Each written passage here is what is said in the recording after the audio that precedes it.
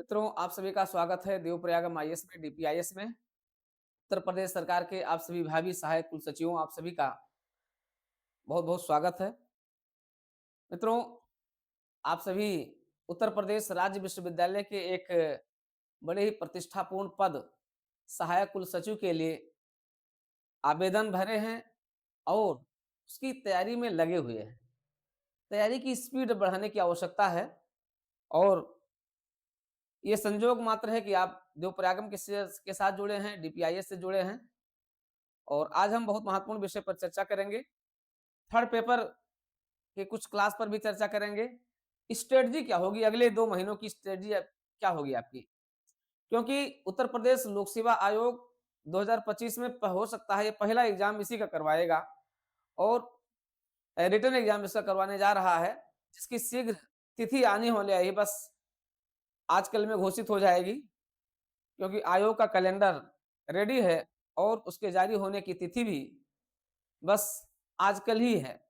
संभवतः आज भी जारी हो सकता है या फिर वैसे आज की पूरी संभावना है, कैलेंडर रेडी है। कुछ टॉपिक पर कुछ तिथियों पर पेच था लेकिन वो भी लगभग क्लियर हो चुका है। आरओ के लिए भी आयोग ने लगभग निर्णय ही ले लिया है।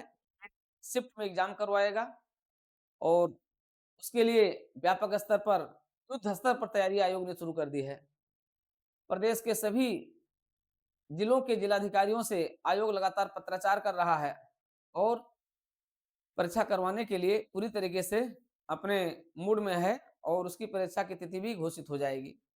दबाव भी है और होना भी चाहिए क्योंकि लगातार 2 साल वैसे भी लेट चल रहा है आयोग। तो लेकिन हम बात करेंगे सहायक कुलसचिव के लिए। सहायक कुलसचिव आप जानते हैं कि 500 अंकों का है ये। इसका जो रिटन एग्जाम होगा, ये 500 अंक का है। इस 500 अंक में मैक्सिमम अंक आप कैसे अर्जित करें? आप जानते हैं 3 पेपर है, जीएस है यानी पेपर फर्स्ट है, पेपर सेकंड आपका है हिंदी और निबंध है, ये भी 200 अंक का है और वित्तीय हस्त पुस्तिका पेपर थर्ड आपका है। और आप जो देवप्रयागम के साथ जुड़े हैं, डीपीआईएस से जुड़े हैं, उनके लिए पेपर थर्ड कितना सरल हो गया हो तो आप जानते ही हैं, जो लोग जुड़े हैं। लेकिन अभी भी बहुत लोग इस लाभ से वंचित हैं। वंचित मत रहिए, आइए जुड़िए और पेपर थर्ड को बिल्कुल सरलतम तरीके से कंठस्थ कर लीजिए। हालाँकि आप लोगों में से कह रहे हैं कि सर बहुत कॉम्पिटिशन बढ़ा दिए हैं आप, लेकिन कोई बात नहीं है, कॉम्पिटिशन तो प्रतिस्पर्धा तो रहती ही है, अपनों के बीच में ही होती है और अपने के बीच में ही कुछ प्रतिस्पर्धा निकल कर के आती है, तो बिल्कुल उसकी चिंता ना कीजिए, आप गुणवत्तापूर्वक अपनी तैयारी कीजिए और इस तैयारी को नया आयाम फिर देने चल रहे हैं, क्योंकि आपका कोर्स तेज़ी से आगे बढ़ रहा है और वंचित लोग अभी भी उनके पास एक स्वर्णिम अवसर है कि तत्काल क्लास के साथ जुड़ करके और इस पूरी क्लास को लें, साथ ही साथ रिवीजन और टेस्ट सीरीज को भी लें।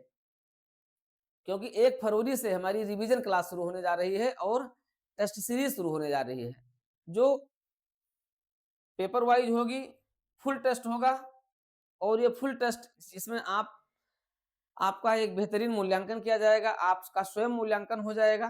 उस टेस्ट सीरीज प्रोग्राम से रिवीजन क्लास से भी आप जुड़ सकते हैं, दोनों से जुड़ सकते हैं और इस पूरी क्लास के साथ अगर जुड़ना चाहते हैं तो आप तत्काल आज ही निर्णय ले लीजिए। क्योंकि आपके लिए एक बड़ी अपॉर्चुनिटी है थर्ड पेपर के लिए, सेकंड पेपर के लिए और फर्स्ट पेपर के लिए।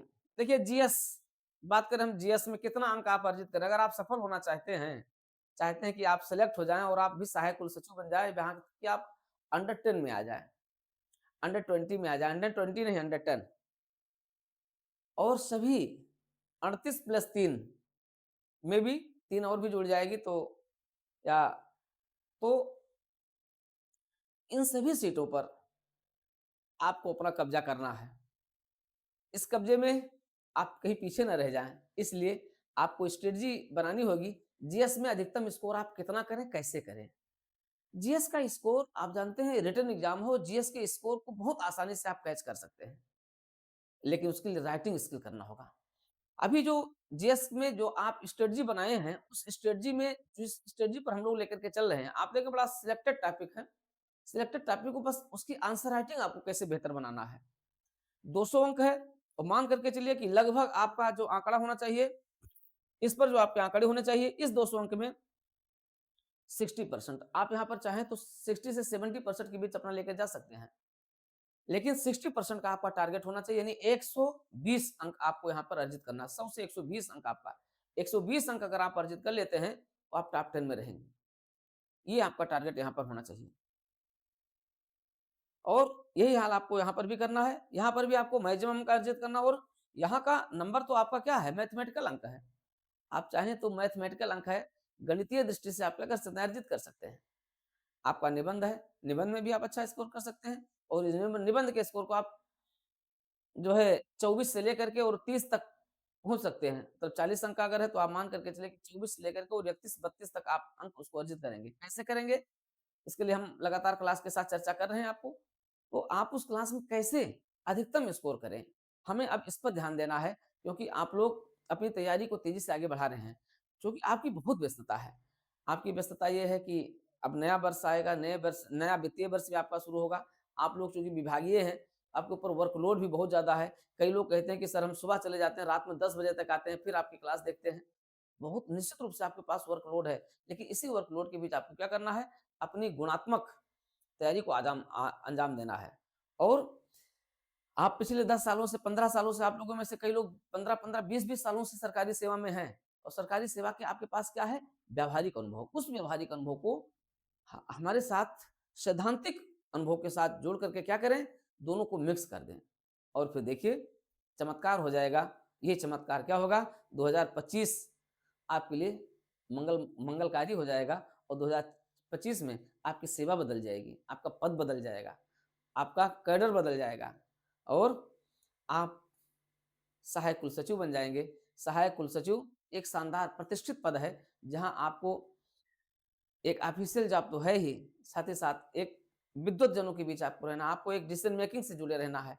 आपके पास निश्चित रूप से वर्कलोड होंगे, लेकिन वो वर्कलोड आपके एक गुणात्मक और बौद्धिक वर्कलोड होंगे। तो निश्चित रूप से आपके लिए बहुत बड़ी अपॉर्च्युनिटी है। इस अपॉर्च्युनिटी में आप अपने जीएस की तैयारी पर एक रणनीति कायम दीजिए, और निबंध और हिंदी के तैयारी पर अपना एक रणनीति कायम दीजिए, और इसमें सब में आपको टारगेट करना है 60% टू 70%, 60 से 70% का आपको टारगेट लेकर के चलना है।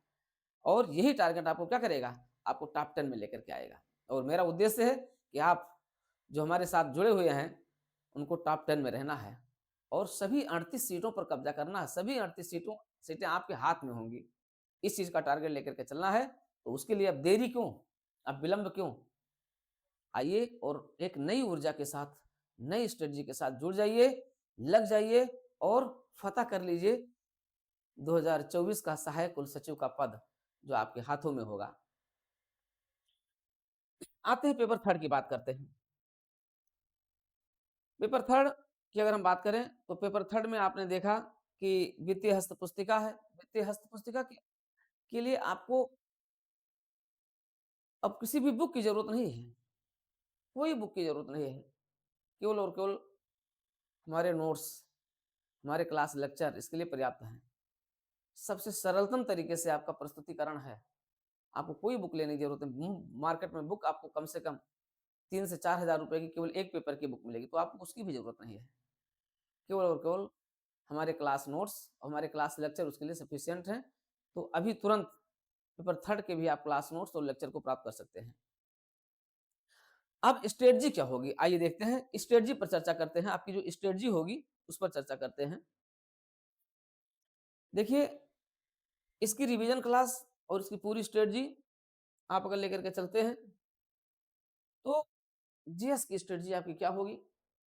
सबसे पहले सामान्य अध्ययन की रणनीति पर चर्चा करते हैं। सामान्य अध्ययन की रणनीति आपने देखा, इसमें सबसे अधिक प्रश्न जो है आए हुए हैं संविधान से आए हुए हैं। लगातार संविधान से मैक्सिमम प्रश्न पूछे गए हैं। उसके बाद फिर प्रश्न आए हुए हैं भारतीय अर्थव्यवस्था से आए हुए हैं। फिर जो है भारतीय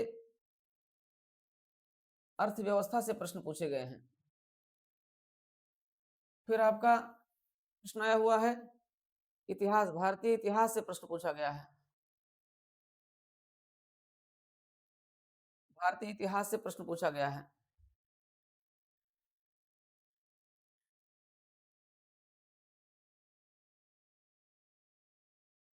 ठीक है, फिर आप देखें तो आपका जो प्रश्न पूछा गया है भारतीय इतिहास से, फिर आपका जो है विज्ञान से प्रश्न पूछा गया है।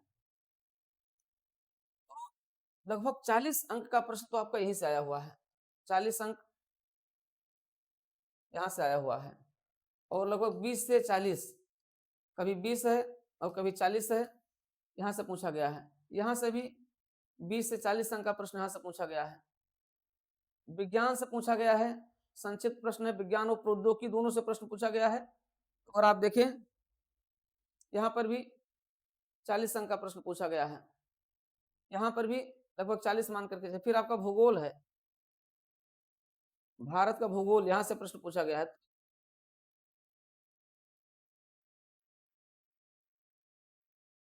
आपकी जो कमांड होगी, अगर आप इस पर भी अपनी कमांड बना लेते हैं, इस पर भी अपनी कमांड बना लेते हैं, तो देखिए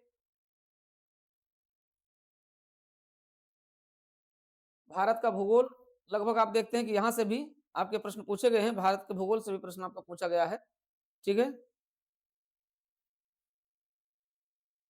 भारत का भूगोल से प्रश्न पूछा गया है और यहाँ से भी लगभग 40 प्रश्न हैं। तो आप देखें कहीं न कहीं इन सभी से प्रश्न जो है पूछे गए हैं, ठीक है? 20, 25, 30 प्रश्न है। करंट अफेयर्स में आपके प्रश्न पूछे गए हैं।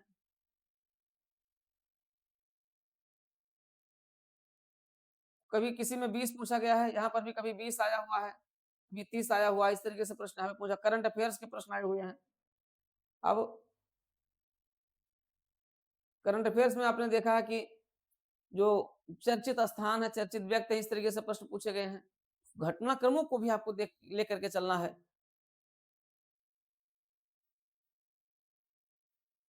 अब जैसे मान लिया यहाँ की स्ट्रेटजी आपकी क्या होगी, आपने देखा कि अब एक बार आपने पूरा कंटेंट तैयार कर लिया है।